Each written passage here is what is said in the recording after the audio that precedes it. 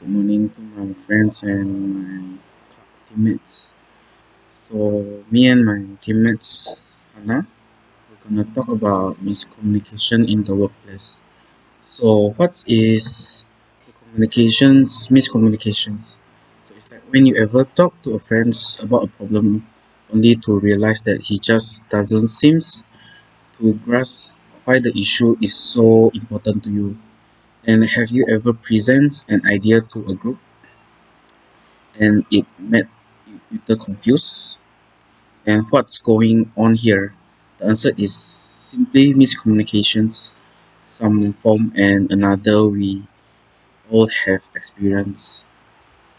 So, what's the examples of miscommunications? In miscommunication, there are always much discussions about having an open, honest communication and environment of trust, but there are always unadvertised promotions within the groups.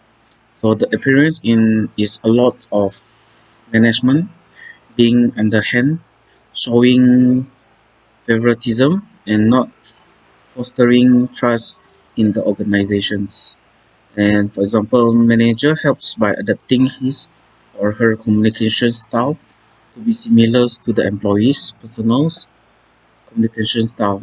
They also need to read the employee body language and be sensitive to the content of the message.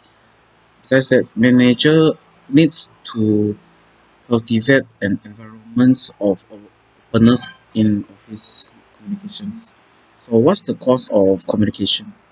So, the difference between co-workers is genders difference, culture difference, miscommunication style difference, and finally, bad communications habit can all be causes for miscommunications in the workplace. So the devotees of culture in the workplace of today can lead to misunderstanding and missed opportunities of the environment of both workers. So when there is miscommunications, we need to handle. So how we can handle the conflict in communications. So first, the main reason is unresolved conflict usually grows into a bigger conflict. For example, manager must know the difference between good and bad conflict as well. A good conflict means that team members trust each others enough to disagree and know that all ideas are valued and heard.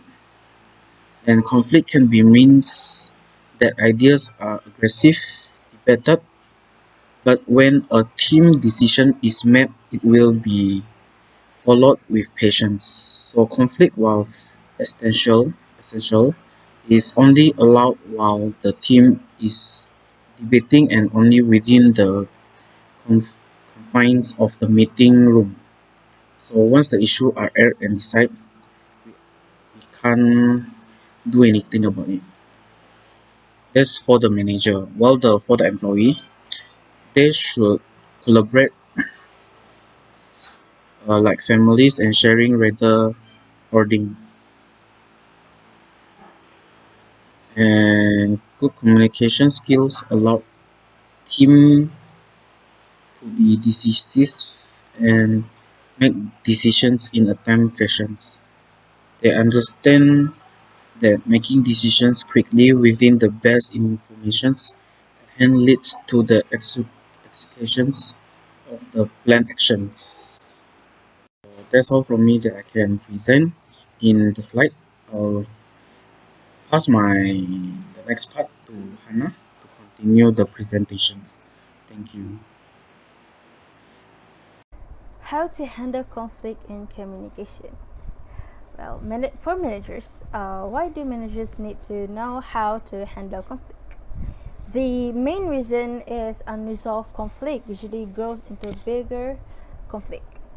Unresolved conflict is like a snowball rolling down the hill. As a snowball rolls down the hill, it pick up more snow and become bigger. The more snowball grows, the more chance it will pick up even more snow. The only way to stop the snowball from getting even bigger is to put up a barrier to stop the snowball. The result is like um, making the growing snowball hit a barrier, causing it to break apart. The barrier not only keep the snowball or can beside conflict from growing, but it disintegrates it where even the original ball of snow that is conflict does not exist. Manager must know the difference between good and bad conflict as well. Good conflict means that the team members trust each other enough to disagree and know that all ideas are valued and aired. Conflict can mean that ideas are aggressively debated, but when a team decision is made, it will be followed with patience. Conflict with essential is only allowed while the team is debating and only within the confines of the meeting room. Once the issue is aired and decided, the conflict ends. For employees, the effective team collaborate or work together, but only occurs when there is a level of trust between team members. Ideas and perspective are vented so that everyone understands the reasoning for the decision that is made by the team. Collaborators are like families, sharing rather than hoarding, relying on one another's experience and expertise to support the outcome and advance goals. Good communication skills allow the team to be decisive and make decisions in a timely fashion. They understand that making decisions quickly with the best information at hand lead to execution of the planning action. Their interest in getting beyond the decision should not be considered impulsive. No matter how many ideas the team may have, it is how many they can implement that is important. A team is can only as good as the result. For communication, good communication skills are the key to promoting efficient working relationship in the workplace. One of the most important skills that an employee or manager can have is that positive attitude. With a positive attitude, problems do not seem to be as overwhelming and stressful. We must also be less judgmental and more accepting of others. We should not jump to conclusion about anything we heard or hear, but should wait to be given all the facts. Improving our skills of listening is what is being said and clarifying what is being implied will lead to better communication. Resolving conflict in the early stages keep the conflict from becoming a major issue.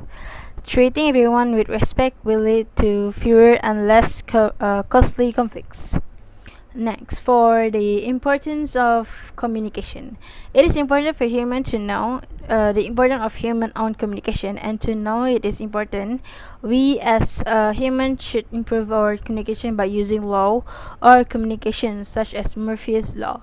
Murphy's Law firstly stated the law that communication usually unexpected by accident.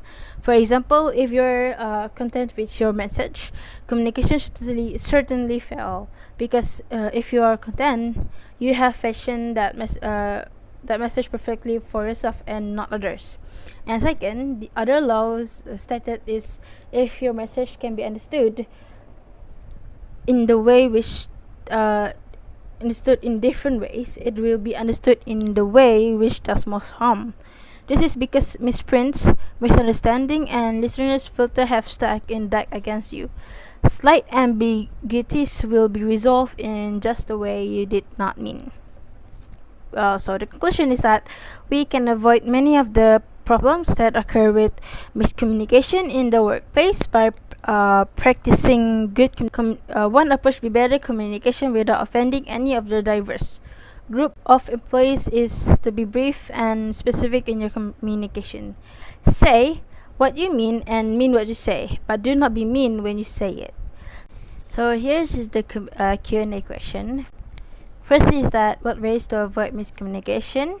Second is give one problem that cause miscommunication in workplace. And thirdly, what is simply miscommunication? See you in class. Bye.